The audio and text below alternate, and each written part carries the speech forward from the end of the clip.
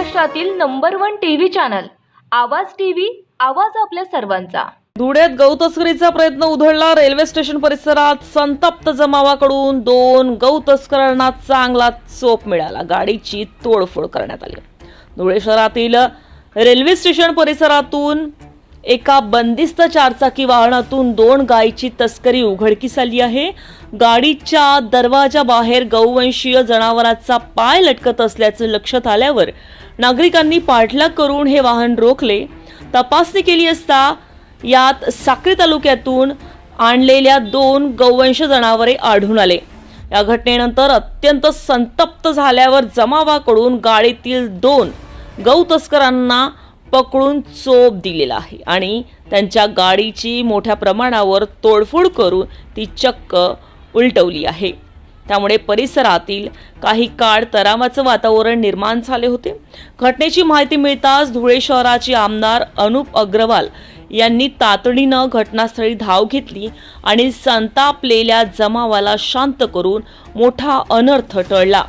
या घटनेची माहिती मिळताच पोलीस देखील तात्काळ घटनास्थळी दाखल झाले आणि त्यांनी या गौ तस्करांना ताब्यात घेत परिस्थिती नियंत्रणात आणली। आगामी सणांच्या पार्श्वभूमीवर गौ तस्करी रोखण्यासाठी 4 दिवसापूर्वीच पोलीस अधीक्षकांना निवेदन दिले असतानाही असे प्रकार राजरोसपणे घडत असल्याबद्दल आमदारांनी प्रशासनावर संताप व्यक्त केला आहे।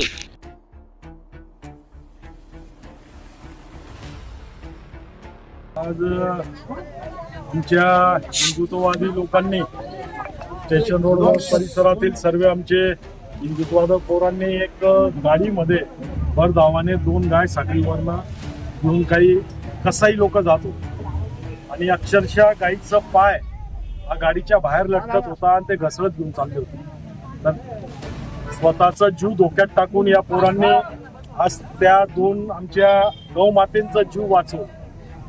काही दिवसापूर्वीच मी आदरणीय SP साहेबांना पत्र दिलेलं आहे का धुळे शहरात मोठ्या प्रमाणावर अनधिकृत कत्तलखाने चालतात, हे ताबडतोब बंद झाले पाहिजे। परंतु मला वाटतं त्यांनाही काही याची पडलेली नाही आणि अशा परिस्थितीत जर पब्लिकने कायदा हातात घेतला तर याचे परिणाम वाईट होऊ शकतात। आणि गौ ही आमची माता आहे, गायला आम्ही माता मानतो आणि गौ मातेसाठी आम्ही हिंदुत्व जेवढेही आमचे हिंदुत्व लोक आहोत ते सर्वजण काही करायला तयार।